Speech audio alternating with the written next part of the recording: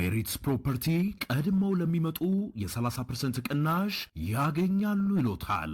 ቤተ መንግስት አቅራቢያ አራዳ ፓርክና ፍሬንድሺፕ ፓርክ ከፊትና ከኋላ ያደመቀው አፓርትመንቶቻችን ባለ 1 መኝታ ሙሉ በሙሉ ሽያጭ ማጠናቀቃችንን እየገለጽን ባለ 2 እና ባለ 3 መኝታ በካሽ ለሚከፍሉ 30% ቅናሽ የተደረገባቸውን አፓርትመንቶች እንሆ ብለናል። ባለ 2 መኝታ በ5.9 ሚሊዮን ብር ጠቅላላ ክፍያ፣ ባለ 3 መኝታ በ8 ሚሊዮን ብር አጠቃላይ ክፍያ የማለት ቀድመው ለሚመጡ በካሬ 90 ሺህ ብር የነበረውን በ63 ሺህ ብር ብቻ እየሸጥን እንገኛለን። በዚህ መንደር መዋኛ ገንዳ፣ ጂምናዚየም፣ ደረጃውን የጠበቀ ሰፋፊ ሊፍቶች፣ ምቹና በቂ መኪና ማቆሚያ ቦታዎች፣ ዘመናዊ የደረቅ ቆሻሻ ማስወገጃና አውቶማቲክ ጄኔሬተር የተገጠመላቸው እንዲሁም የከርሰ ምድር ውሃና ለተለያዩ አገልግሎቶች የሚውል ሰገነትም በአንድ አካቷል። ለበለጠ መረጃ ከታች ባለው ስልክ ይደውሉ።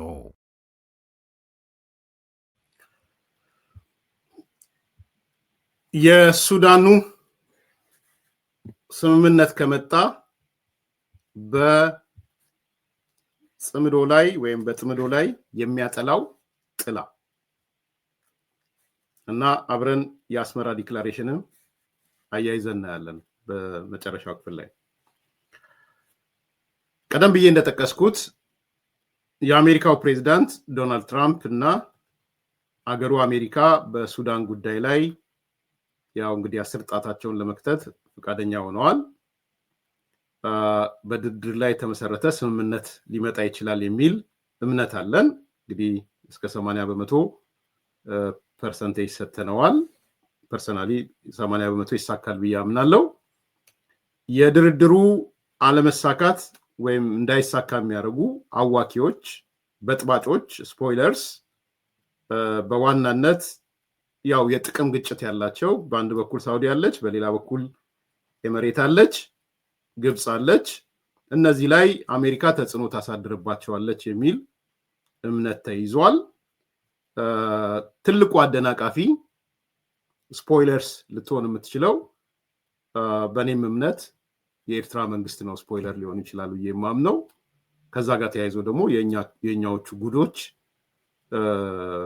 ህወሓት የሚባሉት ጉዶች ብያቸዋለሁ። እነዚህ ጉዶች ሌላው ስፖይለር ይሆናሉ ብዬ አምናለሁ። ምክንያቱም ይሄ ሄዶ በጽምዶ ላይ የሚያጠላ ጥላ ነው የሚሆነው። ስለዚህ ያንን የሚያጠላውን ጥላ ቶሎ ብሎ ተሯሩጠው ወደ ሌላ አክሽን ሊሄዱ ይችላሉ። እኔ የምሰጋው እሱን ነው። ቶሎ ብለው ወደ ወልቃይት ጦርነት ወደ ወልቃይት መሄድ፣ ወደ ራያ መሄድ፣ የትግራይ ኃይሎችን ማንቀሳቀስ፣ ምናልባትም ፋኖ አቅም ካለው የፋኖ ማንቀሳቀስ፣ ሸኔ አቅም ካለው ብሎ ሰብሰብ ያደረጋትን ነገር ይዘው ማንቀሳቀስ፣ ወደሱ ይገባሉ። በተለይ ተስፋ ያለው የሱዳን ንግግር፣ ውይይት፣ ድርድር ተስፋ ያለው ከመሰላቸው እንደ ድሮ ኢሳያስ ተኮሊፍና ምናምን ብሎ አይቆምም።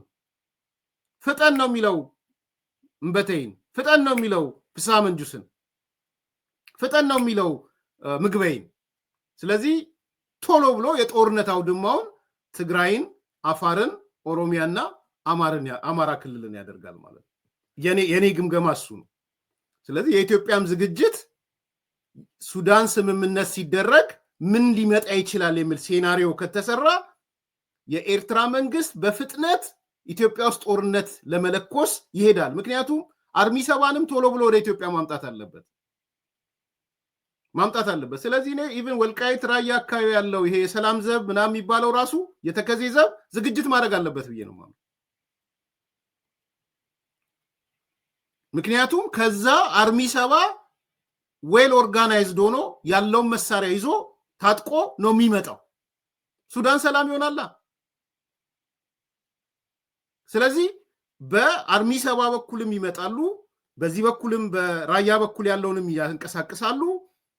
ሙሉ ጦርነቱን ወደ ኢትዮጵያ የመለኮስ ስለዚህ የጦርነት አውድማውን በሩጫ ወደ ኢትዮጵያ የማድረግ ይመጣሉ ብዬ አስባለሁ። ይሄ ነገር ሲሪየስ ነው። እኔ በደንብ ሊታሰብበት ይገባል ብዬ ነው የማስበው።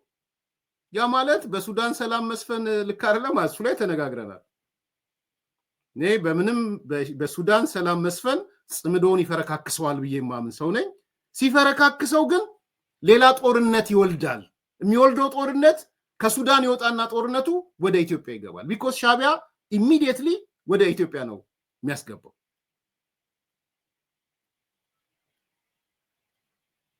ይሄ በደንብ መታየት ያለበት ይመስለኛል። ለዚህ ነው ለሰናይም ያነሳውለት። ምክንያቱም ከኢራንም እየተቀበለ ነው እንደምታውቁት። የኢራን ጉዳይም አንስታችኋል። ወደ ኢራን ሁሉ እየሄደ ነው። በተለይ የኢራን ፓርቷንም እንድትሰሙ ትፈልጋለሁ።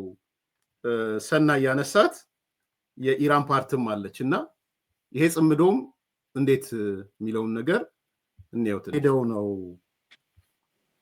ኢኮኖሚስት ያወጣው የቅርብ ቀን ጽሁፍ፣ ያለፈው ሳምንት ጽሁፍ ላይ ሱዳን ሄደው ህወሓት፣ ፋኖና የኦሮሞ ነጻነት ሰራዊት የጦር አዛዦች ሱዳን ላይ ነው ሄደ የተስማሙት። እሱን ነው ያጋለጠው እና እስከዛ ድረስ የሄደ ነው ማለት ነው። ሰላሙ ሲመጣ ምን ይሆናል የሚለው ለህዝባችን ያለውን እንድምታ እንድናየው ብዬ ነው። እንግዲህ የኤርትራ መንግስት ህወሓት፣ ሻቢያን፣ ህወሓት፣ ፋኖና ኦላ ማለት ነው ሱዳን የሄዱት፣ ሱዳን የተገናኙት።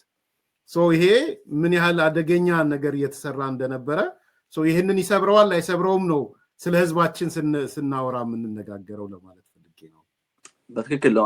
እኔም እሱን አይቼ ገርሞኛል። ግን ደግሞ መሬት ላይ ያለውን ነገር እየሰማው ስለሆነ አማራ ክልል ላይ ያለውን ነገሮች እየሰማው ስለሆነ ካሁን በፊትም እኮ በሌሎች ታላላቅ ወንድሞቻቸውም እኮ ነበሩ አስመራ ላይ ቁጭ ብሎ ነበር አይደል እንዴ? ምንም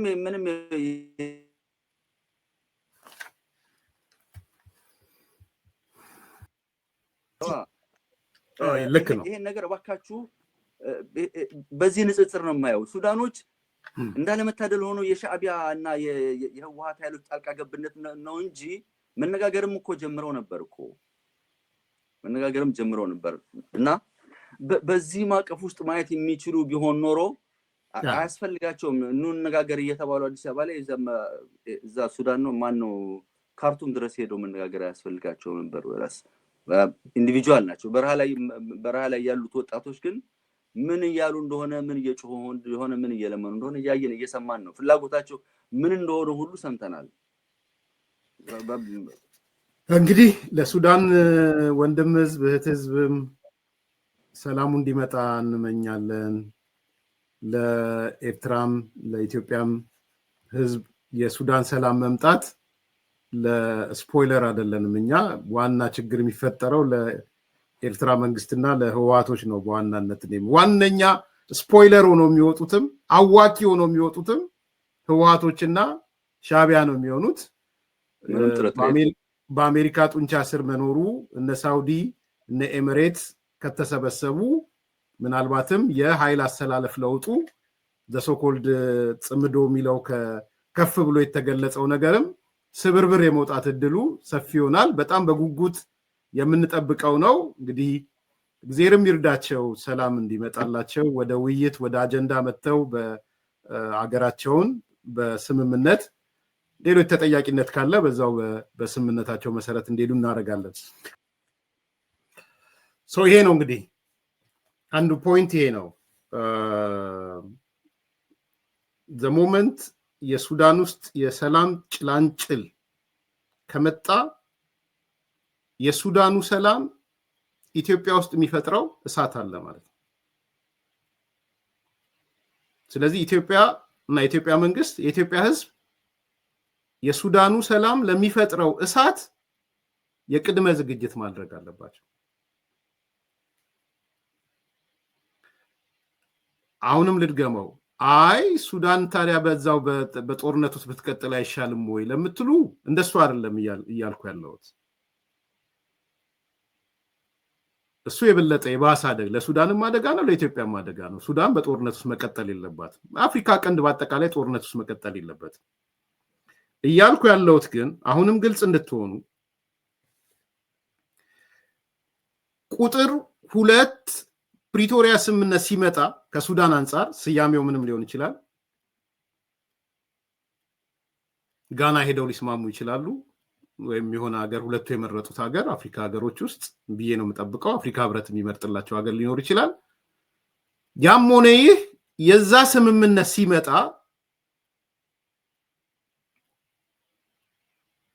ባለቤት የጦርነቱ ባለቤት ከሆኑት ውስጥ ስራጥም ይሆናሉ የጦርነቱ ውስጥ ተሳታፊ ከሆኑት ውስጥ መግቢያ ቀዳዳ የሚጠፋቸው አሉ ሰራዊታቸውን ያሰማሩ አየር እንትናቸውን የፈቀዱ እንደምታውቁት የኤርትራ መንግስት አየር እንትኑን ለዳጋሎ ፈቅዷል እንደምታውቁት ህወሓት በአርሚ ደረጃ አደራጅቶ ገንዘብ የሚከፈላቸው ሰራዊቶች ሰጥቷል ቅጥረኛ የህወሓት ወታደሮች ማለት ነው ስለዚህ እነዚህ አካሎች ስራ ያጣሉ ስራ ሲያጡ የጀመሩት ፕሮጀክት ሲቋረጥ እዚህም ጋር ተቋሪጽና ይመጣል ምንድነው ስሙ ተቋሪጽና ነው ያለው ምንድነው ተኮሊፍና ይመጣል እዚህ ጋር ተኮሊፍና ሲመጣ ኢሳያስ ሌላ ምንም ጦርነት ብቻ ስለሆነ መፈልፈል የሚችለው ኢሚዲየትሊ ከሱዳን ሸሽቶ ጦርነቱን አፈሙዙን ወደ ኢትዮጵያ ያዞራል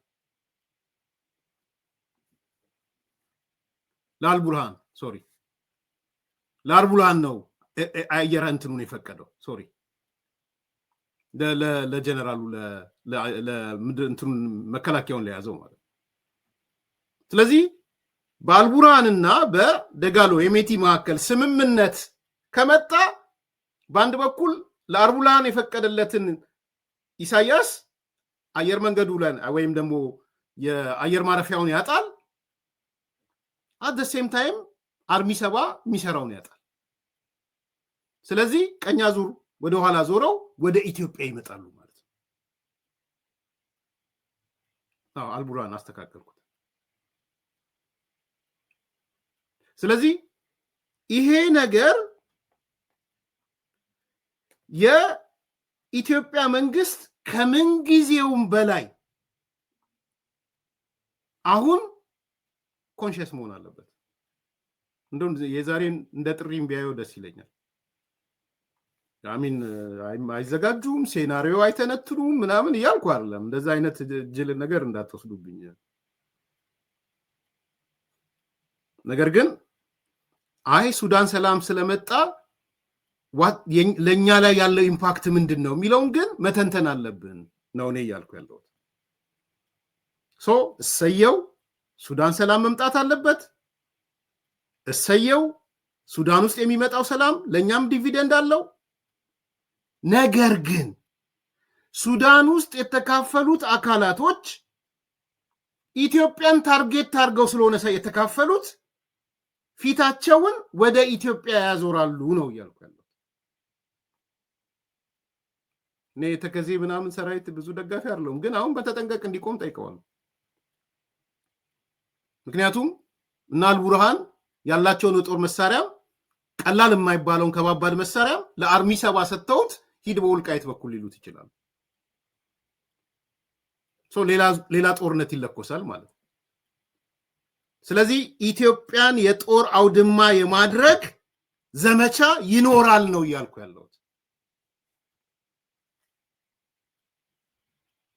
ተስማማላችሁ አትስማሙም ሐሳባችሁን መስጠት ትችላላችሁ ስለዚህ የሱዳን ሰላም መምጣት ወደ ድርድር መምጣት ኢትዮጵያ ውስጥ ሌላ ጦርነት እንዳይከፍት በቂ ዝግጅት በኢትዮጵያ በኩል መደረጉን ማሳየት ያስፈልጋል ምክንያቱም አሁን ሌላው ኢራን ናት የኤርትራ መንግስት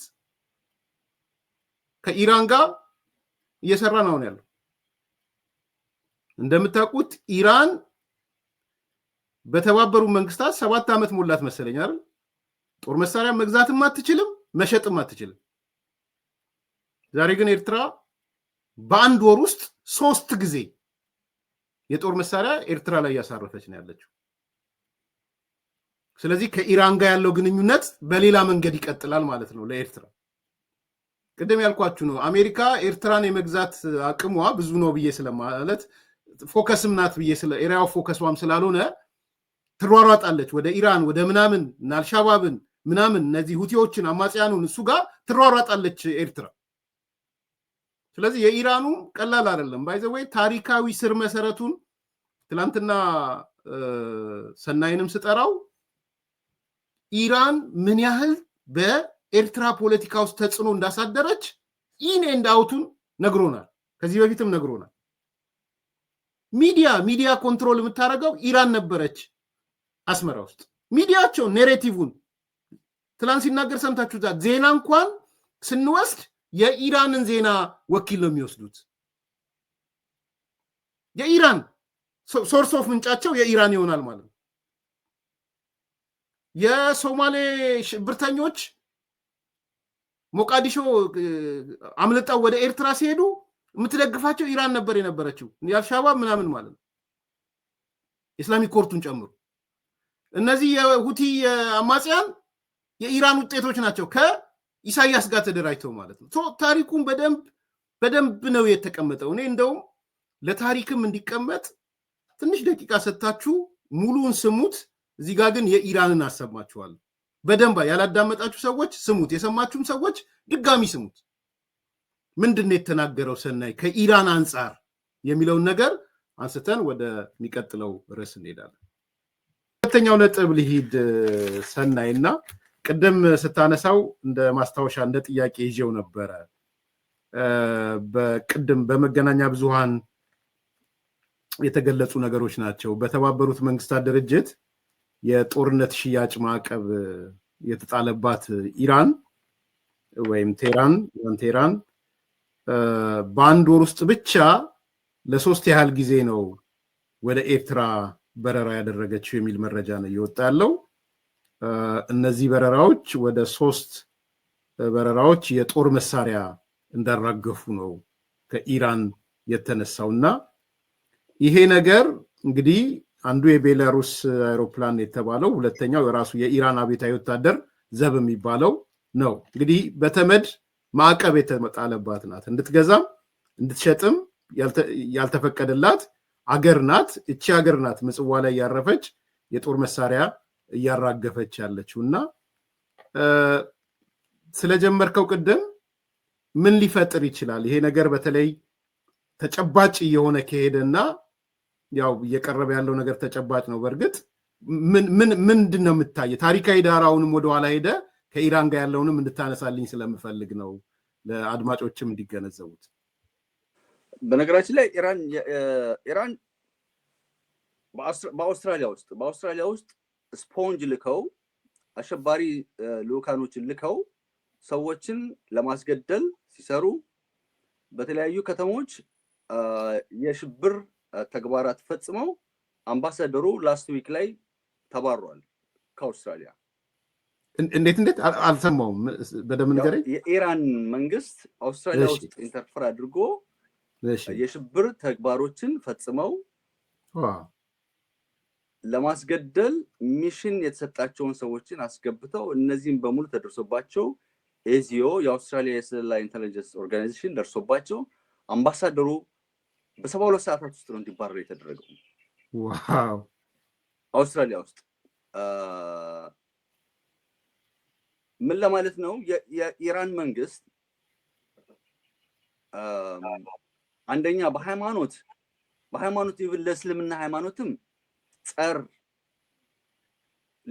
ለመዋጥ የሚፈልግ ሌላኛውን ሃይማኖት ለመዋጥ የሚፈልግ የራሱን ብቻ ማስፋፋት የሚፈልግ ፖለቲካሊ የህዝቦችን የፖለቲካ ነፃነትን የሚያረጋግጥ የፖለቲካ ስርዓትን ሳይሆን መመስረት የሚፈልገው የሱን የሃይማኖት የአያቶላውን የሃይማኖት የበላይነትን የተቀበለ ታዛዥ ሎሌ መንግስትን መፍጠር የሚፈልግ ነው የኢራን መንግስት። ይሄ ኃይል በዓለም አቀፍ ደረጃ ይሄ ኃይል ወደ ሌላ አገር ላይ ጣልቃ ሲገባ የታገደበትን ምክንያቱም ከበቂ በላይ ስለሆነ ነው ማለት። ይሄ ኃይልን መረዳት ማንችል ከሆነ ኤርትራውያኖች ይሄን ኃይልን የዚህን ኃይል አደገኛነት ዲሞክራት ኃይሉ ወይንም በህግ የበላይነት መተዳደር የሚፈልጋሉ ቢረዳም እንኳን ይሄን ኃይል ማስተናገድ መቀበል የሚፈልግ እንደ ሻዕቢያ ያለ መንግስት እስካለ ድረስ ዓለም ወይንም የኢራን ኢንቮልቭ ጣልቃ የገባበት ሀገር ምን አይነት ሀገር እየሆነ እንደሚሄድ መረዳት ይቻላል። ስለዚህ የኢሳያስ መንግስትን ወደ ኋላ ሄደንም ስናየውም ከመጀመሪያውንም የሁቱ የሚሊሺያ የየመን ላይ በኋላ ላይ አሁን በስልጣን የያዙት መንግስት ሬበሎች ወደ ኤርትራ መጥተው ስልጣና ሲሰጣቸውና በኢራን በኩል ሙሉ እገዛ የሻዕቢያ መንግስት እያገኘ ሁሉ ነገር ሲደረግላቸው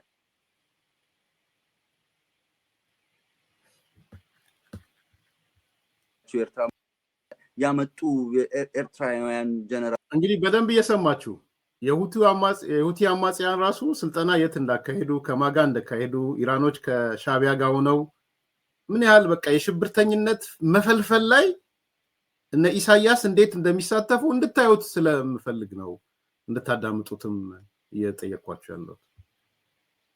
ኤርትራውያን ኮርኔሎች ምን ሆነው ነው እንደዚህ እውር የሆኑት? ምን ሆነው ነው እንደዚህ ይሄን ሰውዬ ይሄን ያጥፍቶ ጠፊ ሰውዬ ዝም ብለው እየሄዱ ያሉት? እያዩት የሉም ልጆቻቸው እኮ አሁን የምናያቸው እኮ ጀነራሎች ኮርኔሎች ትግራይ ላይ ጦርነት የገቡ ዋላ ኢትዮጵያ ውስጥ ዋላ ሱዳን ውስጥ እስከ ሊቢያ ድረስ ልጆቻቸውን ስደት ልከዋል። እንዴት ነው ቤተሰብን ልጆችን በትነ ለአንድ ሰውዬ ብለህ እዛ ጋር ዝም ብለህ የምትሞተው? አሁን ሳስበውም ምን አይነት መንፈስ ነው እዛ ሀገር ላይ የወረደውና እንዲደነዙ ያደረጋቸው ማለት ነው ይጨንቀኛል። ነገር ግን አሁንም ያ ኃይል ቅድም እንደገለጽኩ የተጠያቂነትና የወንጀለኝነቱ ወይ የቢዝነስ ኢምፓየሩን እስከያዘና እስከቀጠለ ድረስ ይሄ የጦር መሳሪያ ቅብብሉ ወደ ዓለም አቀፍ ሕግነት ወይም ወደ ተጠያቂነት ለማምጣት ከመግለጫ ከማውጣት ውጪ ሌሎች ነገሮች መስራት ያለባቸው ዓለም አቀፍ አክሽንስ ወይም ድርጊቶች ሊኖሩ እንደሚገባት ያለ በተለይ እስቲ እንትንየው አሁን አድማጭ ተመልካቾቻችንም አቤረታ እንደጻፈው ነገር አለ። የእስራኤሎች ሚና ምን ዩኤስኤ አሜሪካኖች ያው እኛ መረጃ ያወራነውን አሜሪካ አይኖራትም ወይም እስራኤል አይኖራትም ማለት የዋህነት ስለሚሆን እስራኤሎች ምን ሊወስዱ ይችላሉ ማለት እንደ ኢራን ያለ አደገኛ ሀገር ጦር መሳሪያ ተዋርዶ አስመራ ላይ ኤርትራ ላይ ለእስራኤል ያለው እንድምታ ምንድነው? ለአሜሪካኖች ያለው እንድምታ ምንድነው? ምን አይነት ሪአክሽን ሊፈጠር ይችላል? እሱን ከፍ አድርገን እንየው ብዬ ነው። እኔ መጠራጠር ማልፈልገው ይሄ የዚህ መሳሪያ መጨረሻ የት ጋር ያለው የት ጋር ያረፈው የት ጋር ነው ካወቁ በኋላ ምናልባትም እርምጃ ሊወስዱ ይችላሉ። አንድ ሌላ ምናልባትም ቀጣዩ የምናየውም ሚሳኤል ከሳሙኤር ከኤርትራ የሆነ ቦታ ላይ ምክንያቱም ኢሳያስ ኤርትራ ውስጥ የፈለገው ቦታ ላይ አስቀብሮ ከዛ ቦታ ላይ የሚተኮስ ሚሳኤል ወደ ፈለገው ወደ እስራኤልም ሊሆን ይችላል ወደ ፈለገው የሚተኮስ ሚሳኤሎችን መትከል ማስተከል በደንብ አዳምጡ አዲስ ኮምፓሶች። ኢሳያስ አፈወርቂ ማለት ምን ያህል የሽብርተኝነት ፍልፈል እንደሆነ እንደው በደንብ እንድትሰሙ ፈልጋለሁ። ኢሳያስ ማለት ሽብርተኝነት ባለበት ቦታ ሁሉ አለ። በቃ የሽብርተኝነት ጉድጓድ ነው። ስኒፍ እያረገ እያፈነፈነ የሚሄድ ሰው ማለት ነው። ስለ እውነት ነው የምላችሁ። እኔ በጣም ነው የሚገርመኝ። አልሻባብ ነበር፣ አልሻባብ ላይ ይሁቲዎች ጋር ስታዩ እሱ ነበረ። እስላሚክ ኮርቱ ላይ ነበረ። እነ ዳይራዌስ እኮ አሜሪካ ስንት ሺህ $1000 ነው የጠየቀችባቸው። ምናልባት ፖለቲካው ላይ አዲስ ለሆናችሁ ሰዎች ዳይራዌስ የዚህ እስላሚክ ኮርቱ እንትን ይሄን ያህል ሚሊዮን እሰጣለሁ ያገኘው ተብሎ ኢሳያስ ከሶማሌ ሶማሊያ አውጥቶ ዳሂር አወይስን አስመራን ይወሰደው። በቃ ሽብርተኝነት ባለበት ሁሉ ኢሳያስ አለ።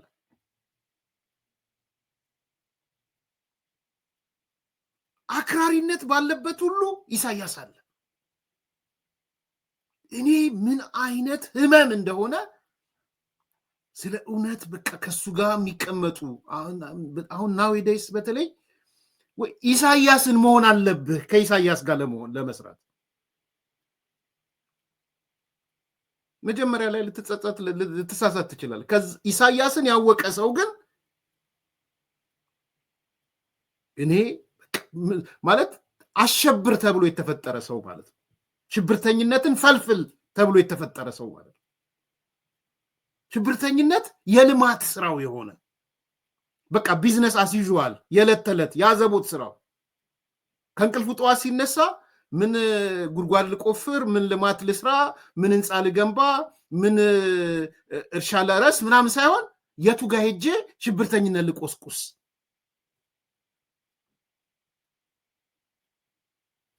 ሽብርተኝነት ለኢሳያስ የልማት ስራው ነው። በደንብ ስሙ፣ በደንብ ይሄን ሁኔታ አያመቻችም ብሎ ማሰብ አይቻልም። ስለዚህ እስራኤሎች እንደምታውቀው የነገሮችን እስከ መጨረሻ ድረስ በጥልቀት ካወቁና እስካረጋግጡ ድረስ ይጠብቃሉ። ከዛ በኋላ ግን እርምጃ ለመውሰድ ወደ ኋላ አይሉም። ሁልጊዜ በህልውና በማስጠበቅ ላይ የሚኖሩ ህዝቦች ናቸው፣ የሚኖሩ መንግስታት ናቸው፣ የሚኖር መንግስት ነው።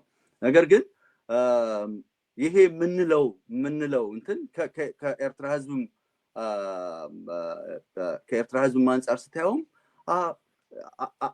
ያ ህዝብ አጥፍቶ እንዲጠፋ ኢሳያስ ከመፈለግ ውጪ ለኤርትራ ህዝብ አንዳችም ጥቅም እንደሌለው የሚያውቁ ኃይሎችን በውስጡ ሆነውም መኖራቸውም ያሳዝናል። ነገር ግን ያለምንም ነገር መጠራጠር የማንችለው ነገር የዚህ ግንኙነት የዚህ እንቅስቃሴ የዚህ ዓለም አቀፋዊ የእንቅስቃሴ እንደተባለው የእስራኤልንም ሆነ የአሜሪካንም የሌሎች ኃይሎችንም አይነት ትኩረት መሳቡ አይቀርም። የአካባቢ በተተራመሰ ቁጥር የአካባቢ ወደ ማያቋርጥ ጦርነት ውስጥ በገባ ቁጥር እየተፈጠሩ የሚሄዱ የጦር አበጋዞች የአገሮችን ወይንም የህዝቦችን አንደኛ የዛ አካባቢ ህዝቡ ሳውዲ ሊተኩስ ይችላል። ኒውክሌር ወደ አረብ ኤሚሬት ሊተኩስ ይችላል። ማራገብ፣ ማስተጋባት፣ ሽብር መፍጠር። ኢሳያስ ስትሉ ተቃጥላችሁ ልትሞቱ ነው። አንሞትም፣ ግን ተቃጥለናል። በግሌ ብጠይቀኝ ተቃጥያለሁ። በላሩ የምቃጠለው ለምንድን ነው? በህዝብ ደም የህዝብ ደም የሚጠጣ ሽብርተኛ ስለሆነ ማለት ነው። ለአንተ ላቃጥልህ ይችላል። እኔ ተቃጥያለሁ። የተቃጠልነው የሽብርተኛ ፋብሪካ ስለሆነ ይሄ ፋብሪካ መወገድ ስላለበት የማይገባ ከሆነ የሽብርተኛ መፈልፈያ ማሽን ስለሆነ አሁን አደባባይ ያወቀው ዓለም ጦር መሳሪያ መሸጥ አትችይም፣ መግዛት አትችይም የተባለች አክራሪነት የምታስተናግድ አካል ኤጀንት ስለሆነ ዛሬ ቁጥሩ ቀላል ያለ ኤርትራዊ ገብቶታል ኢሳያስ ማለት ምን ማለት ነው። ስለዚህ ልክ ነህ ልልህ ፈልጌ ነው። መቃጠልን በመንጨርጨር በእልህ ውስጥ ካየው እውነት ነው። ስሰማ ነበር ብርጌና ሐመዶ ትልቅ ኮንፈረንስ አድርጓል። ትልቅ ኮንፈረንስ። ይሄ ኮንፈረንስ የኤርትራ ወጣቶች የወሰኑት ኮንፈረንስ ነው። ቢኮዝ ኦፍ ማን? ቢኮዝ ኦፍ ኢሳያስ። ምናልባት የዛኛው የሻቢያ ወገን ትሆናለህ ወንድሜ። ስለዚህ እውነት ነው ልልህ ፈልጌ ነው። እነዚህ ነገሮች በሙሉ አብሮ የመጡ ናቸው። ከዛ አካባቢ ላይ አብሮ የሚመጡ የስደት የፍልሰት ውጤቶች ናቸው። ኢንስቴድ ኦፍ ስቴብል ሆኖ የሚኖሩ የነበሩ ሀገሮች ናቸው አሁን እየተበጠበጡ ያሉት። የነዚህን ሁሉ ሀገሮችን ሁሉ ትኩረት ሊያገኝ ይችላል ብዬ አስባለሁ። እንደምናየው አውስትራሊያም ባልተለመደ ሁኔታ ያልተለመዱ የወንጀለኝነት፣ የሽብር፣ የውጭ ኃይሎች የፖለቲካ ኢንቮልቭመንት እየታየ ያለበት ሁኔታም ይሄ መቆም አለበት ብለውም ይወስናሉ ብዬ አስባለሁ። እና በአጠቃላይ የነዚህን እንደ ኢራን አይነት ዓለም አቀፍ ሽብርን ከማስፈጸም ወደኋላ የማይሉ ወይንም ዓለም አቀፍ የሚፈልጓቸው የፖለቲካ ስርዓቶችና እኛ የማንቀበላቸው የፖለቲካ ፍላጎቶች አሉ። እነዚህ የሚፈልጓቸውን የፖለቲካ ስርዓቶች ወይንም የአያቶላውን የበላይነት የሚያረጋግጥን የፖለቲካ ስርዓት ብቻ የሚቀበሉ ኃይሎችን ለመፍጠር ወይንም ደግሞ የጠላቴ ጠላት ብለው የሚፈልጓቸውን ኃይሎችን ለማጥፋት የሚቆሙ ኃይሎች ማን ያውቃል? የኢሳያስ ኃይል እኮ ተመልሶ ኒውክሊየር ወደ ሳውዲ ሊተኩስ ይችላል። ኒውክሊየር ወደ አረብ ኤሚሬት ሊተኩስ ይችላል። እውነትን ነው።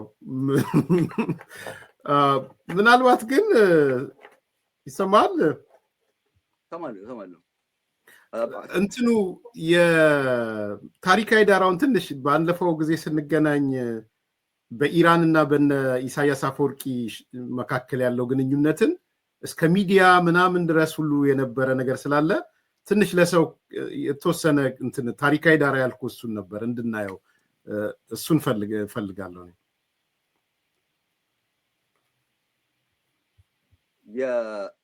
የኤርትራ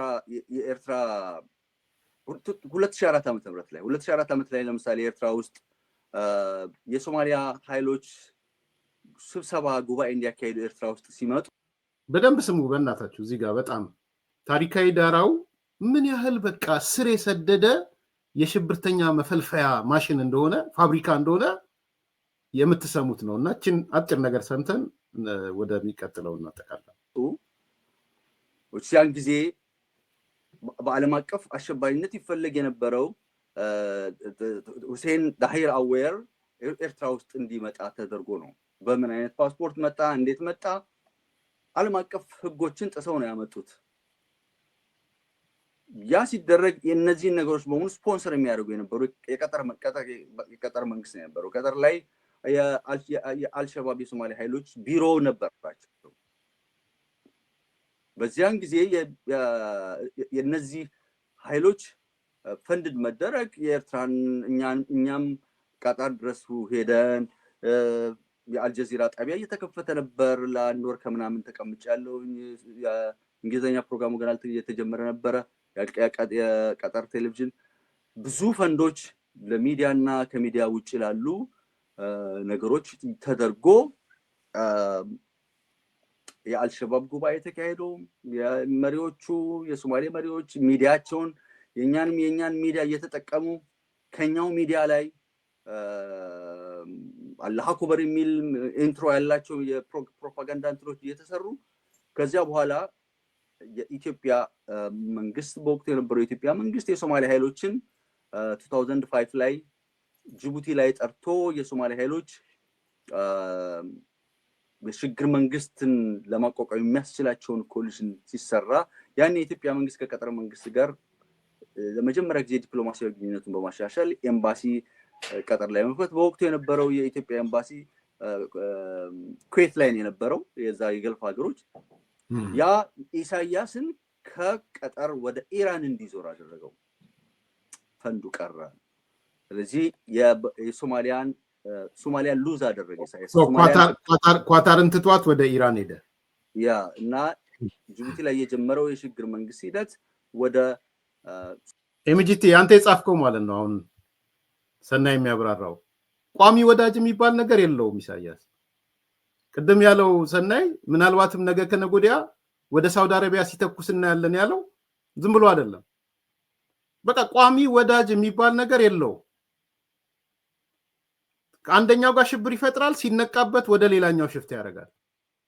ስለዚህ ከኳታር ሲጣላ ነው ወደ ኢራን የሄደው። ከዛ በፊት ግን ከኳታር ጋር የነበረውን ግንኙነት የምታውቁት ነው። ኢትዮ ኤርትራ ጦርነት ጊዜ የኳታርን ሚናም የምታውቁት ስለሆነ ማለት ነው።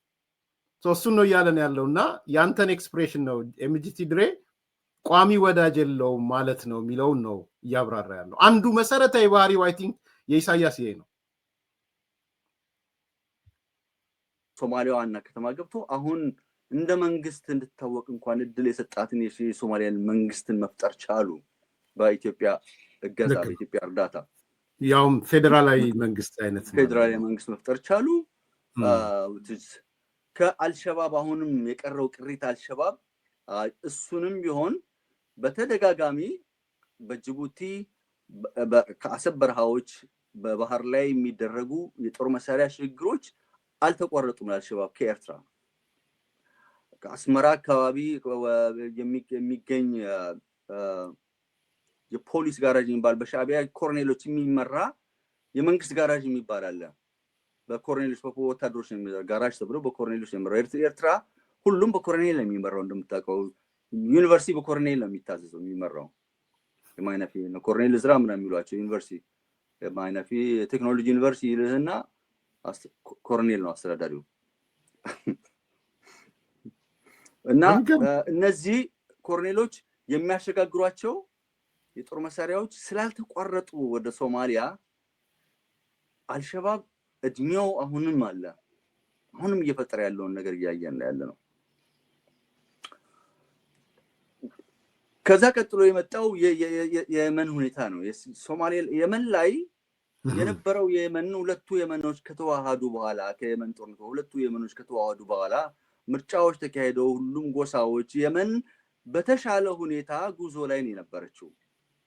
ነገር ግን የኢራን ቀጥተኛ ጣልቃ መግባት የመን ውስጥ ቀላል ነው የሆነው። ሁሉ ጊዜ ቅድም ያልኩ በጎሳዎች በግለሰቦች የፖለቲካ ተሳትፎች ማጣት ምክንያት ወይንም የተጠያቂነት ምክንያት የሚገዙ ኃይሎች እስካሉ ድረስ ኢራኖች እነዛን ኃይሎች ወደ ኤርትራ በማሸጋገር ኤርትራ ውስጥ ሁሉን ነገር እንዲመቻችላቸው ተደርገው የሁቲ ሬበል የሚባሉት ሱዳን ውስጥ ገቡ፣ የመን ውስጥ ገቡ። እኔ ከኤርትራ ስወጣ የመን ላይ አርፌያለሁ። በነገራችን ላይ ከተማውና አየር መንገዱ ለትንሽ ነው ረብሻ የነበረው። ከቀናት ውስጥ እኔ ከየመን ከወጣሁ በኋላ ከቀናት ውስጥ የመን በቁጥጥሯለች በሬበሎቹ። እነዛ ሬበሎች የየመን በኤርትራ በኩል የሚተላለፍላቸው ማንኛውም ነገር እያገኙ ከኤርትራ ባህር ላይ ሆኖም እየተኮሱም የየመንን መንግስት ረባብሸው ድብልቅልቁን አውጥተው የየመን የኢራን ቀጥተኛ ታዛዥ የሆነ የየመን መንግስት የሚባል እንትን ቆመ። ያን ጊዜ የኤርትራ መርከብ ሙሉ ነዳጅ ከኢራን ታገኛለች። አንዳንድ እርዳታዎች ማስታወቂያ ድረስ መጥተው የሚዲያ ሽፍኖቻችን በሙሉ የኢራንን የሚዲያ ማን ነው የሚባለው የታወቀ የኢራን የሚዲያ እንትን ያላችሁ የእነሱን ነው ሶርስ የምንጠቅሰው ዜና የሚሰራውም ኢራን የሚሸት አይነት ፕሮግራም የነበረ። እነዚህ ግንኙነቶች የዛሬዋን የመንን ፈጠሩ። እንዳውም እንደማስታውሰው በኋላ የመኖች ከዛም አልፎ ከየመን ከራሳቸውም አልፎ ወደ ሳውዲ መተኮስ ጀመሩ። ወደ ሳውዲ የነዳጅ ቦታዎች መተኮስ ጀምሩ። ሳውዲዎች ኢሳያስን አንጠልጥለው ጠርተው አሰብ ላይ የአየር መንደርደሪያ እንዲከፍት አስደርገው ሳውዲዎች አሰብ እየመጡ ከአሰብ እየተነሱ የመንን አፈራረጓት። ከዛ በኋላ ሁቲዎች አደብ ገዙና ተቀመጡ፣ አቆሙ መተኮስ ወደ ሳውዲ መተኮስ አቆሙ። እዛው የመናችሁ እንደፈለጋችሁ አድርጉ ተባሉ። ያ ሀፕን አደረገ። ለየመን ህዝብ መጥፋትም ነው ተጠያቂ የሚሆነው የኤርትራ መንግስት። ከዛ በኋላ ምንድን ነው የሆነው? ከዛ በኋላ የሆነው የሻዕቢያ ምንድነው ማድረግ የቀረ ነገር አልነበረም የቀረው አፍ ፕሮፓጋንዳ ብቻ ነው የነበረው ለጥቂት አመታት ለዚህ ኢትዮጵያ ውስጥ የነበረውን ኃይል ነው አፕሮች ማድረግ የነበረበት ይሄ አሁን ጽምዶ ምናምን የሚሉትን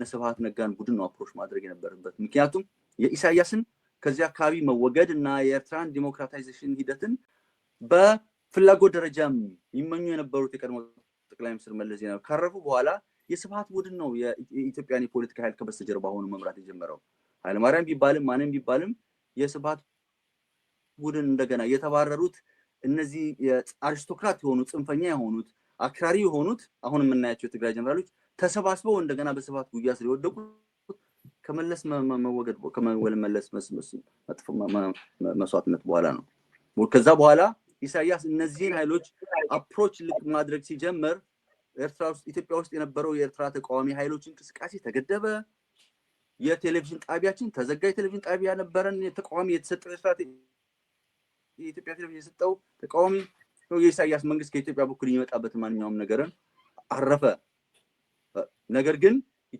ኤርትራ ውስጥ የነበረው ኢትዮጵያ ውስጥ የነበረው የኦሮሞ ህዝብ የፖለቲካ ጥያቄን መመለስ ያልቻለው እና ቁጭ ብለው መወያየት ሲችል ቁጭ ብሎ መወያየት ያልቻለው የዳሁኑ የቀድሞ የህወሓት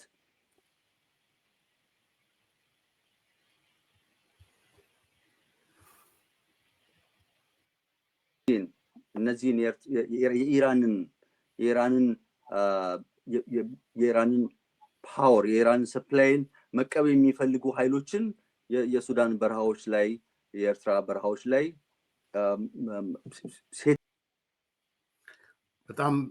በጣም ሂስቶሪካል ነው ታሪካዊ ዳራ ይሰጣችኋል ፍሎ አለው ፍሰት አለው የታሪክ ፍሰት አለው አሁን ምናል እንደ ጀማሪም ይሄ ሁቲ የሚባለው ከየት መጣ እንዴት መጣ የመን እንዴት ፈረሰች በየመን መፍረስ ላይ የኢራን ሚና ምንድነው በየመን መፍረስ ላይ የኢሳያስ አፈወርቂ ሚና ምንድነው ምናም ብላችሁ ለምትጠይቁ በቃ ይሄ ራሱን የቻለ ፓኬጅ ነው ስለዚህ ይሄንን በደንብ ማዳመጥ መስማት አለባችሁ የሚጠቅም ነገሮች ናቸው ምን ያህል ኢሳያስ አፈወርቂ የሚባል ሻቢያ የሚባል ኃይል የምስራቅ አፍሪካ አይደለም የዓለም ሽብርተኛ መሆኑን የምታዩበት ማለት ነው ዛሬ ከሱ ጋር የተጣበቁት አካላቶች የዛን ሽብርተኝነት ማስቀጠል ሌላ ነገር አይደለም ትናንትና ስሰማቸው ነበረ የጠቅላይ ሚኒስትሩ የወጣቶችና ስፖርት አማካሪ የኦነግ አመራር የነበሩት አቶ ቀጀላ መርዳሳ ኤንቢሲ ላይ ስሰማቸው ነበር እንግዲህ አቶ ቀጀላ መርዳሳ እንደምታውቁት አስመራ ነበር የነበሩት አስመራ ብቻ ሳይሆን እዚህ ውይይት ላይ ተሰማላችሁ ለካ በኦነግም የሚዲያው ኃላፊ ነበሩ እሳቸው የሚዲያ ኃላፊ ነበሩ የሚዲያ ኃላፊ ሆነው አስመራ ውስጥ ተቀምጠው የኦነግ ሚዲያ ማለት የፕሮፓጋንዳ ክፍሉን የያዙት ነበሩ ማለት ነው አቶ ቀጀላ መርዳሳ ትላንት ስሙት ኤንቢሲ ላይ ሄዳችሁ ምን ይላሉ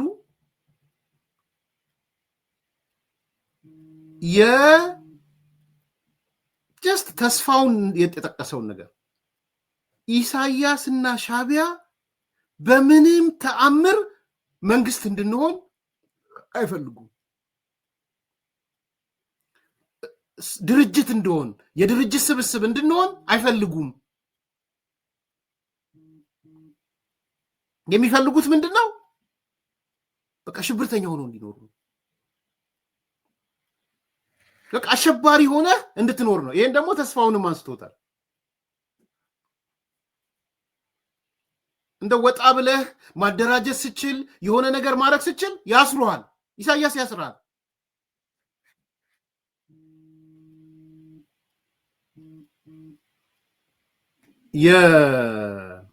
በደንብ ንገረኝ ብዬ ነግሮኛል በዚህ አጋጣሚ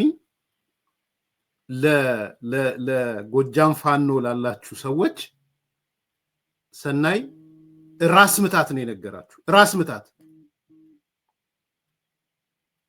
ጎጃም ፋኖች በኮሎኔል ማናቸው ስም ብርጌድ ነው ምናምን አላቸው እንዴ? ስማቸው ሊጠፉኝ ነው። ኮሎኔል አየር ኃይል የነበሩት ማለት ነው። ብርጌድ አደራጅተዋል ጎጃሞቹ። እነ ማነው ስሙ ማነው ዘመነ ካሴ አስታውሱኝ። ኮሎኔሉ ዲቴይል ታሪኩን አንስቶልናል ሰናይ።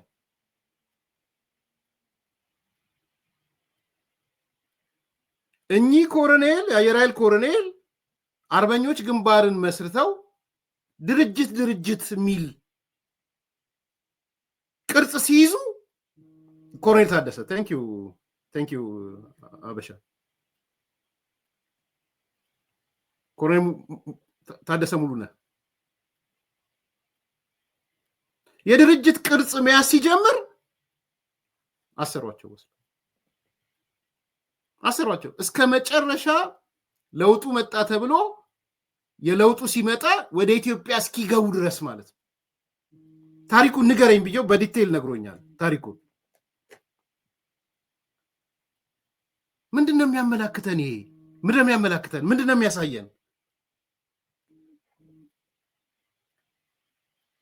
አሁን እነዚህ ሰዎች እንግዲህ በኮሎኔል ታደሰ ሙሉነህ ውስጥ እንትን አዘጋጅተዋል። ምንድነው ብርጌድ ነው? ምንድን ያዘጋጁት? ብርጌድ ነው? ክፍለ ጦር ነው? ሻዕቢያ ያሰቃያቸውን ሰውዬ ማለት ነው። ስለዚህ በጣም ዝርዝር ነገሮች ነው የሰማነው። ምን ያህል ሻዕቢያ አዋኪ መሆኑን፣ ምን ያህል የአካባቢው የሽብርተኝነት መፈልፈያ መሆኑን ነው የምታውቁት። ከዛ በተረፈ የአስመራውን ዲክላሬሽን ዛሬ ይፋ አድርገውታል። የሰላምና የወዳጅነት ዲክላሬሽን ብለው የኤርትራ መንግስት ከ7 ዓመት በኋላ ማለት ነው ይሄን እኮ ነው የተስማማ ነው። ኮሎኔል ታደሰ ሙሉነህ ምንድን ነበር ያልኩት? ኮሎኔል ታደሰ ሙሉነህ ታሪካቸውን ምናልባት ለብቻ ቆርጠንም እናወጣዋለን። እንደው የጎጃም ፋኖ እንዲጸጸት ማለት ነው።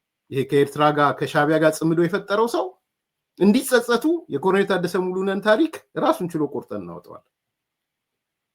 እንዲህ ነው በቃ። እነዚህ ሻዕቢያ የገደላቸውን ያሰቃያቸው ምን ያላቸውን ክፍለ ጦር አድርገው ጥምዶ ፈጥረዋል። በጣም እኮ ተቃርኖ ፓራዶክሱ እኮ በጣም ነው የሚገርመው። ቴንክ ዩ ተቃርኗቸው። እኔ እንደ አማራ ጽንፈኛው መቼም የተቃርኖ ጫፍ ያለበት የለም። የተቃርኖ ሙሌት እኮ ነው ያለው። እዚህ ጋር መጥቶ የፕሮፌሰር አስራት ልጆች ነን ምናምን ይላል። እየሰሩ ያሉት እያንዳንዷ ስራ እኮ የፕሮፌሰር አስራትን ሌጋሲ መቃብር ውስጥ የሚከትከ ነገር ነው የሚሰሩት። ተቃርኗቸው። አሁን እነሱን የምናነሳበት ሰዓት አይደለም። ለጊዜው በሳይድ ነው ያነሳሁት። ያም ሆነ ይህ የአስመራ ዲክላሬሽን ተብሎ ይሄው ከ7 ዓመት በፊት እኮ የተስማማ ነው ይሄ ነው፣ ይሄን የተስማማ ነው የተካድ ነው የሚል ደግሞ አዲስ ወሬ ይዘው መጥተዋል ኤርትራዎች። እንደ ፈረንጆቹ አቆጣጠር ጁላይ 2018 የተሰማማ ነው 5 አንቀጽ 5 የሰላም ስምምነት አንቀጾች እነዚህ ናቸው ብለው መጥተዋል። ይህ እንግዲህ የኤርትራ ማስታወቂያ ሚኒስትር ኃላፊዎቹ እያመጡት ያለው እነዚህ ጭብጦች ምንድን ናቸው? አንደኛ ጦርነቱ አብቅቶ ሁለቱ ሀገራት በጦርነት እንደማንፈላለግ ኖ ፒስ ኖ ዋር አብቅቷል ይላል። አንደኛ ማብቃቱን የተፈራረም ነው። ከዚህ በኋላ በጦርነት አንፈላለግም፣ ጦርነት አልቋል፣ ኖ ፒስ ኖ ዋር የለም። አንድ ሁለተኛ አንደኛው የሌላኛውን ሉዓላዊነትና የግዛት አንድነት ያከብራል ተባብለናል። የአስመራው ዲክላሬሽን ስለ ሉዓላዊነትና የግዛት አንድነት ያነሳል። ሲያነሳ ምንድነው የሚለው? ኤርትራም የኢትዮጵያን ሉዓላዊነትና የግዛት አንድነት ታከብራለች፣ ኢትዮጵያም የኤርትራን ሉዓላዊነትና ግዛት አንድነት ታከብራለች ይላል። እወቁልኝ፣ ይሄንን ዓለም ሆይ እወቅልን። አስመራ ላይ ተፈራረም ነው። ሁለተኛው ነገር ይሄ ነው ብሎ ነው የመጡት። ሶስተኛ የድንበር ኮሚሽኑ በድንበር ኮሚሽኑ መሰረት የዚህ የኢትዮ ኤርትራ ድንበርና የካሳ ጉዳዮች አብረው ያልቃሉ በሚል ተስማምተናል። የአልጀርሱ ስምምነት ማለት ነው። አራተኛ ሁለቱም ሀገሮች የዓለምን ህጎች የዓለም አቀፍ ህጎችን ያከብራሉ፣ እዚህም ላይ ተስማምተናል ነው። ይሄ እንግዲህ ዛሬ ጻፉት ነው። ይሄው ወቁልን። ከ7 ዓመት በፊት እኮ አስመራ ዲክለሬሽን እየተባለ የሚፈረመው ይሄ ነው የተፈራረም ነው ብሎ ነው ይዘው የመጡት። እኔ ደስ ብሎኛል። ባይዘው እንደዛ መምጣቱ ጥሩ ነው በጣም። ወደ ውይይት ወደ ንግግር እየተገደዱ ነው እነዚህ ሰዎች። በባዶ እንዳታዩት፣ በቀላል እንዳታዩት። ይሄን ኧረ ጎራው እንደማያዋጣ አማጺ እያደራጀህ ጥምዶ እየፈጠርክ የምትሄደው ነገር እንደማያዋጣ እንደ ያለችንንም እንምዘዛት። ይኸው እኛ እኮ ጠረጴዛ ስር ያስቀመጥነው ስምምነት ይሄን ይመስላል። ዓለም ሆይ ይልን ኤርትራም ሉዓላዊነት የኢትዮጵያ እንደምታከብር እኛም የኢትዮጵያን ሉዓላዊነትና የግዛት አንድነት እንደምናከብር እኮ ተፈራርመናል። ኖ ፒስ ኖ ዋር እንዲቆም አድርገናል። የአልጀርሱ ስምምነት እውቅና ሰጥተናል። የዓለም አቀፍ ህግቦችን እናከብራለን ተባብለናል። ይወቁልን ብለው ነው የወጡት ኤርትራዎች ማለት ነው። እኔ እንደ በጎ ነው ያየሁት። ከዛ ምን ይላሉ? ጥፋተኛው ግን የኢትዮጵያ መንግስት ነው። የኢትዮጵያ መንግስት ስምምነቱን ጣሰ፣ የተስፋፊነት ባህሪው መጣ፣ የኤርትራን የግዛት አንድነትና ሉዓላዊነት ጣሰ፣ የዓለም አቀፍ ስምምነትንም እየጣሰ ነው የሚል ነው የጻፉት ማለት ነው። ስለዚህ ስምምነቱንም የጣሰው እኛ ሳንሆን ማን ነው የሚሉት? የኢትዮጵያ መንግስትን የጣሰው። ጥሩ ነው ይሄ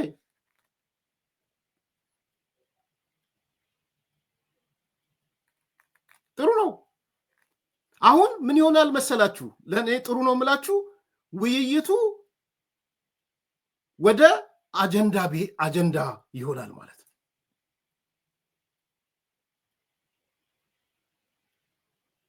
አንደኛ ለምሳሌ ሉዓላዊነትና የግዛት አንድነት እንድንከባበር ተባብለናል የሚል ሀሳብ አንስተዋል። ምንድነው ሉዓላዊነት? ምንድነው የግዛት አንድነት? በኤርትራ ወገን ሉዓላዊነትና የኢትዮጵያ ግዛት አንድነት ተከበረ ወይ? ከነሱ አንጻር ነው ተከበረ ወይ? ዛሬ የኤርትራ መከላከያ ጦር የት ነው ያለው? ኢትዮጵያ ውስጥ አይደለው ያለው? በተግባር እንነጋገር።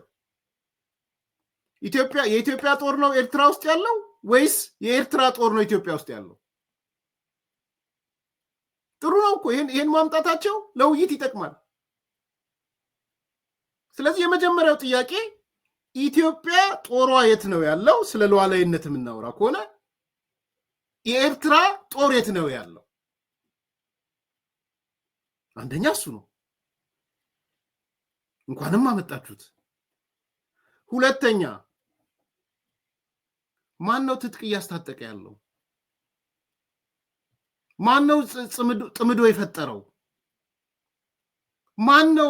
የኢትዮጵያን ጉዳይማ ዝም ብለን አናይም፣ አንተወውም። የኢትዮጵያ ውስጥ ጉዳይ ነው ብለን አንተወውም። ኢሳያስ አፈወርቂ እንዲህ አይደል ያለው?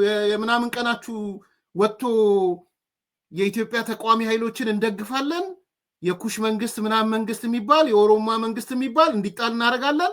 ይህን ያለው ማን ነው? የራሳችሁ ፕሬዝዳንት የራሳችሁ መሪ እኮ ነው ይሄን ያለው። ግብፅ ሰሞኑን በሄደው ቃለ መጠይቁ ላይ ምንድን ያለው? ኢትዮጵያ ውስጥ የብሔረሰብ የምናምን ችግር አለ፣ ዝም ብለን አናየውም። ማን ነው የኢትዮጵያ ጉዳይ ላይ ጣልቃ የገባው? የጦር መሳሪያ ሰጥቶ ለህወሓት ጋር ከፋኖ ጋር እየተንቀሳቀሰ ያለው ማን ነው? ሱዳን ጠርቶ ጽምዶ እየፈጠረ ያለው ማን ነው? ጽምዶችን እኮ በእኛ በሸኔ በህወሓት የተፈጠረው ጽምዶ ኢትዮጵያን ሲኦል እናረጋታለን ብሎ የሚናገረው ማን ነው? የተፈጠረው ጽምዶ የኤርትራ ወታደሮች ደህንነት ኃይሎችና የህወሓት ደህንነት ኃይሎች ወታደር ኃይሎች እየተገናኙ የሚነጋገሩት የት ነው? ይሄ በኢትዮጵያ ጉዳይ ጣልቃ ሉዓላዊነት ላይ ጣልቃ ለመግባት አይደለም? እንኳንም አመጣችሁት። በጣም ጥሩ ነው ማምጣታቸው። ቴንኪዩ። ጨምሩ፣ እየጨመራችሁ ሂዱ። ናቅፋን የናቅፋ የሚባለውን ብር ትራንዛክሽኑን አምጥታችሁ ኢትዮጵያ ውስጥ ትግራይ ኢትዮጵያ ናት እስካልተገነጠለች ወይ ተገንጠላለች ብለን አናምንም። የኢትዮጵያ አንድ አካል ናት። ከሄደችም በሰላማዊና በህጋዊ መንገድ ነው የምትሄደው። የትግራይ ህዝብን ይፈቅዳል ብዬም አላምንም። እኔ ዛሬ ከህወሓት ጋር ሆናችሁ የኢትዮጵያን ብር ለመግደል ናቅፋ ይዛችሁ የምትመጡት እናንተ አይደላችሁም እንዴ? ከህወሓት ጀነራሎች ጋር የምትገናኙት እናንተ አይደላችሁም እንዴ?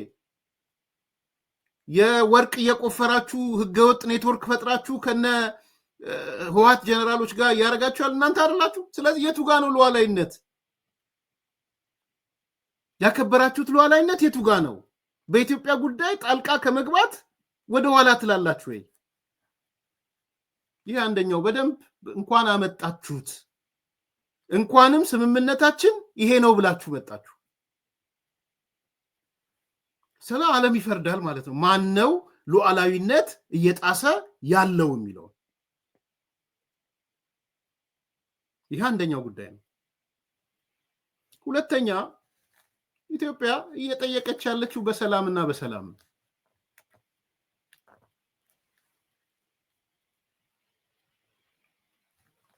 የወደብ ጥያቄዋ ሰላም ነው። የባህር ባለቤትነት ጥያቄ ሰላም ነው። ለወደብ ብዬም ለባህር ባለቤትነት ብዬም ጦርነት አልከፍትም የሚል የውጭ ጉዳይ ሚኒስትሩ ንግግር አለ፣ የጠቅላይ ሚኒስትሩ ንግግር አለ። ለወደብ ተብሎ ለባህር በር ተብሎ የሚከፈት ጦርነት አለ ብዬ አላምንም። ከሰማሁት ከመንግስት ኃላፊዎች የሰማሁት የተለየ ከሰማችሁ ንገሩ። ህገወጥ ኢፍትሐዊ ስራ ተሰርቷል። እጃችን ላይ ዶክመንት የለም።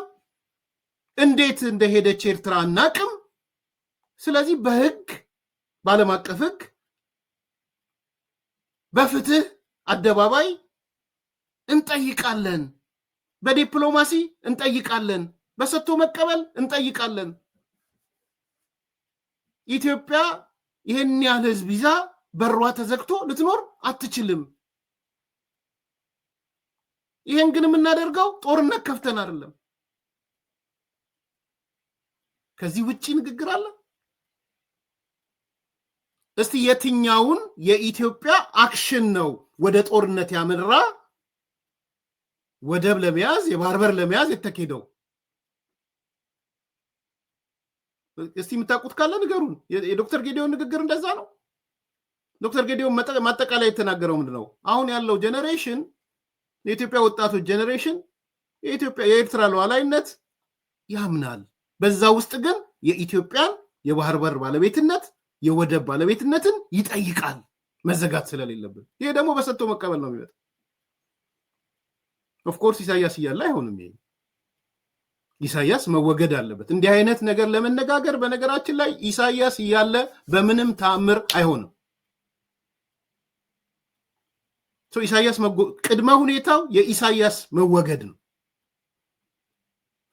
አንደኛው ቁም ነገር እሱ ነው።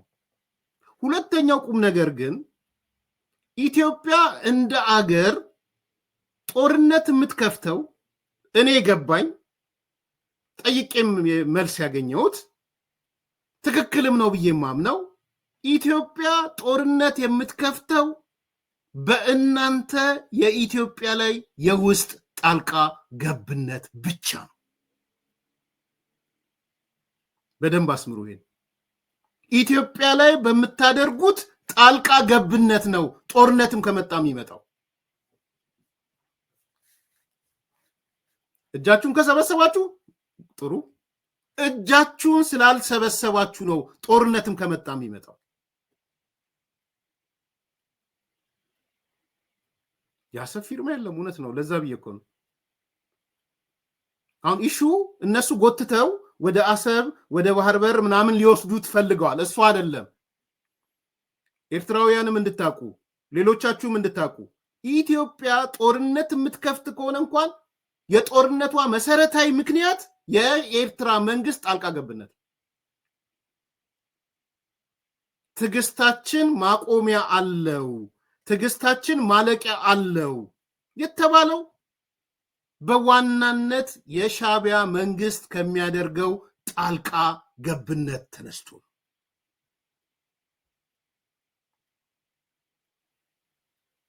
ከህወሓት ጋር የምታደርገው ጣልቃ ገብነት የምትፈጥረው ጥምዶ ከፋኖ ጋር መተህ ጦር መሳሪያ ስልጠና ምናምን የምታደርገው አልፈ ሄደ ደግሞ ከኦነግ ሸኔ ከሚባል ተገንጣይ ቡድን ጋር የምታደርገው ሱዳን እየሄድክ የምትሰበሰበው ዛላምበሳ እየሄድክ የምትሰበሰበው የኢትዮጵያን ድንበር ይዘህ የሄድከው የኢትዮጵያን ገንዘብ የወሰድከው እየፈጠርክ ያለው ግርግር እሱ ነው ጦርነት ካስነሳ የሚያስነሳው።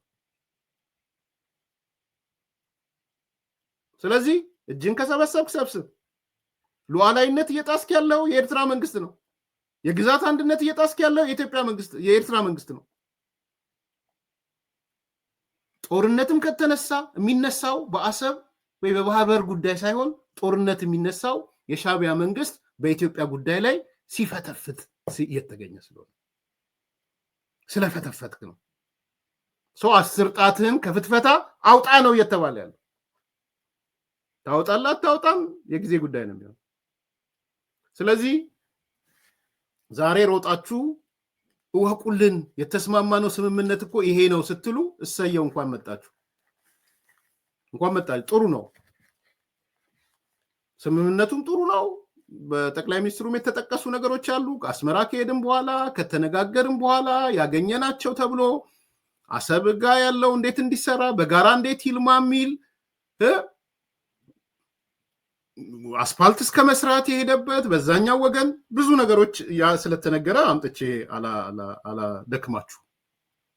ያም ሆነ ግን ማጠቃለያ ኤርትራ ወደ ጦርነት ውስጥ የምትገባ ሻዕቢያ ወደ ጦርነት ውስጥ የሚገባ ከሆነም የኢትዮጵያ መንግስትም ጦርነት የሚገባ ከሆነ ጣቶቻችሁን ከኢትዮጵያ ላይ አላወርድም ካላችሁ፣ ጣልቃ ገብነታችሁን አላቆምም ካላችሁ፣ ኤርትራ የብቻችን ኢትዮጵያ የጋራችን ከሚለው ቋሚ ፖሊሲያችሁ ካልተላቀቃችሁ፣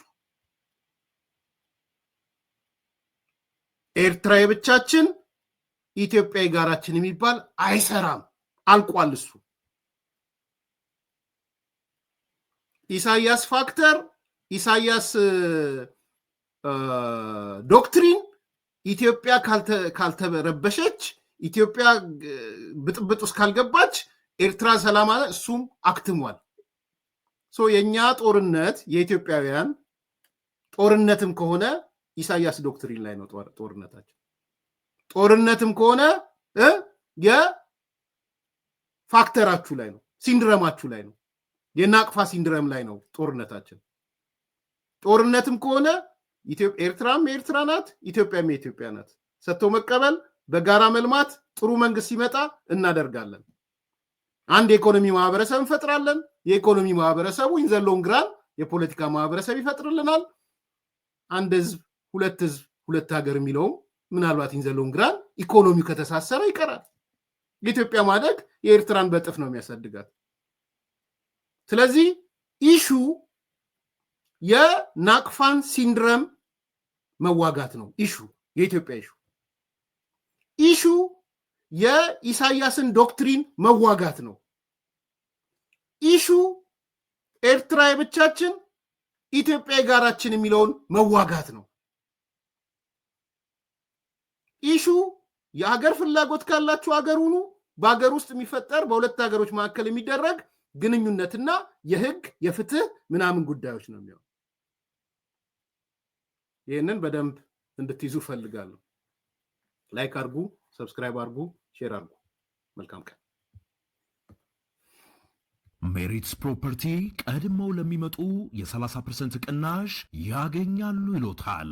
ቤተ መንግስት አቅራቢያ አራዳ ፓርክና ፍሬንድሺፕ ፓርክ ከፊትና ከኋላ ያደመቀው አፓርትመንቶቻችን ባለ 1 መኝታ ሙሉ በሙሉ ሽያጭ ማጠናቀቃችንን እየገለጽን ባለ 2 እና ባለ 3 መኝታ በካሽ ለሚከፍሉ 30% ቅናሽ የተደረገባቸውን አፓርትመንቶች እንሆ ብለናል። ባለ 2 መኝታ በ5.9 ሚሊዮን ብር ጠቅላላ ክፍያ፣ ባለ 3 መኝታ በ8 ሚሊዮን ብር አጠቃላይ ክፍያ የማለት ቀድመው ለሚመጡ በካሬ 90 ሺህ ብር የነበረውን በ63 ሺህ ብር ብቻ እየሸጥን እንገኛለን። በዚህ መንደር መዋኛ ገንዳ፣ ጂምናዚየም፣ ደረጃውን የጠበቀ ሰፋፊ ሊፍቶች፣ ምቹና በቂ መኪና ማቆሚያ ቦታዎች፣ ዘመናዊ የደረቅ ቆሻሻ ማስወገጃና አውቶማቲክ ጄኔሬተር የተገጠመላቸው እንዲሁም የከርሰ ምድር ውሃና ለተለያዩ አገልግሎቶች የሚውል ሰገነትም በአንድ አካቷል።